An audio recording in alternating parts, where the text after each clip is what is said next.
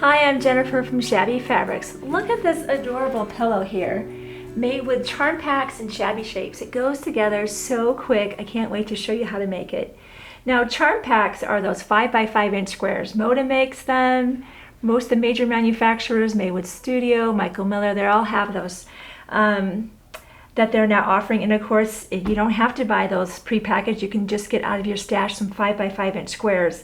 Now, we did one for a kid's room. Consequently, this fabric is a Moda collection called Feed Company by Sweetwater. I just love this collection. It really can be boy or girl.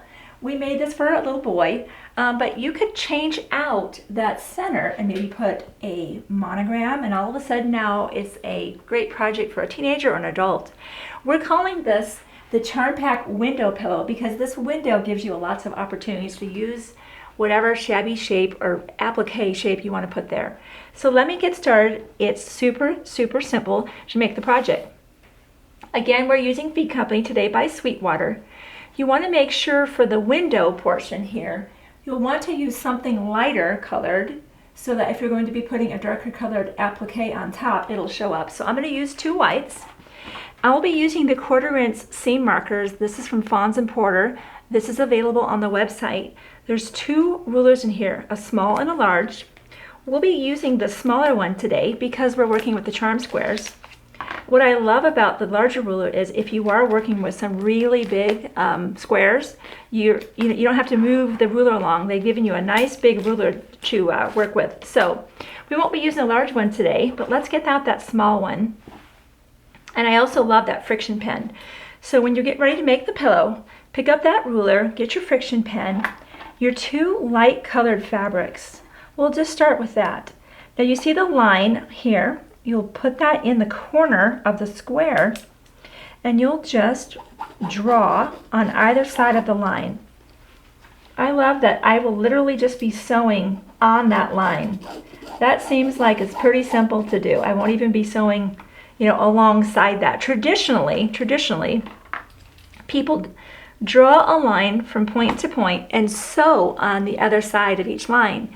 This takes that step away, so now you will literally just be sewing on the line. So we'll grab a dark colored fabric and a light colored fabric, and we'll just be sewing on that line, turn and sew on that line, and then we will cut in between. So when I come back, I'll show you what that looks like. We'll cut it apart and press it, and you'll see this will go together in absolutely no time.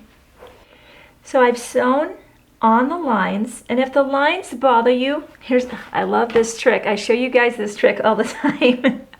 The lines, can stay there. They're not going to hurt anything. But if they bug you, and because I want to show you this trick anyway with the friction pen, all you have to do is with a hot iron, they're gone. I love that, and I love showing it to you. Now, you could actually use this long ruler, just something to press against, and you're going to just cut from corner to corner.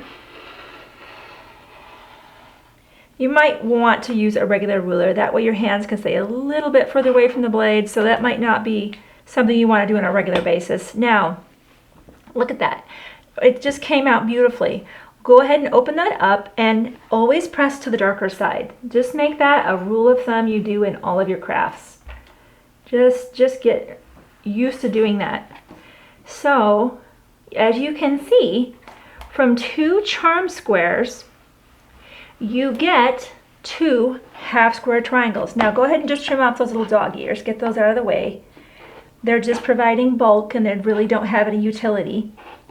Now this pillow, as you can see, there's 4 across and 4 down, 4 sections. So you're going to just continue to make your sections. You will lay them out in the pattern you want, and I recommend you go ahead and lay them out on your table to make sure it's exactly what you want. And be careful when you're going back and forth to the sewing machine that you don't mix up the rows. Sew those together side by side. So these press seams open. Once you have the pieced top, that's when you'll go ahead and decide, do I want a truck, or do I want a monogram, or what does I want there? The great thing about the Shabby Shapes, pre-fused, laser cut, wonderful. When you get them, all you will do is literally peel off this backing, iron this down. Now, of course, this isn't ready to go, but I just want to show you what this looks like, just how slick it is. Let's just take that to the iron real quick. You'll want to use a medium heat, and you're there at 5-6 seconds. Look at that. Isn't that fantastic? Now you can decide how you want to finish the edge. You might not even do anything. If you decided you're not going to ever kind of be touching that edge or washing that, you don't really have to do anything. But if you want to secure the edge, I have a previously recorded video that shows you different techniques to how to finish the fusible applique shapes, blocks, whatever you're working on. So once you have that done and stitched around, then all you need to do is measure the size of your pieced top, cut a backing to the exact same size, place those right sides together, sew around 3 of the sides, actually mostly 4, leave an opening, turn right side out, stuff, and then just whip stitch the pillow closed. So be sure to check out the Shabby Shapes, because the Charm Pack window pillow offers so much opportunity to personalize the pillows for your home and for your family.